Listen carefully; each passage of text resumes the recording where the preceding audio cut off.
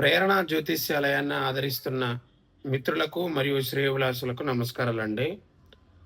ఈరోజు మనం మాట్లాడేటువంటి టాపిక్ ఏంటంటే, ఏ జాతకస్తులు అప్పులయ్యేటువంటి అవకాశాలు ఎక్కువగా ఉంటాయంటే, సో జాతక చక్రంలో బుధుడు మరియు రాహు గ్రహాలకి ఒకరికి సిగ్నిఫికేషన్స్ ఉండి, సహజంగా వాళ్ళు గాని వీక్ అయితే అటువంటి జాతకస్తులు అప్పు చేసేటువంటి అవకాశం ఉంటుంది.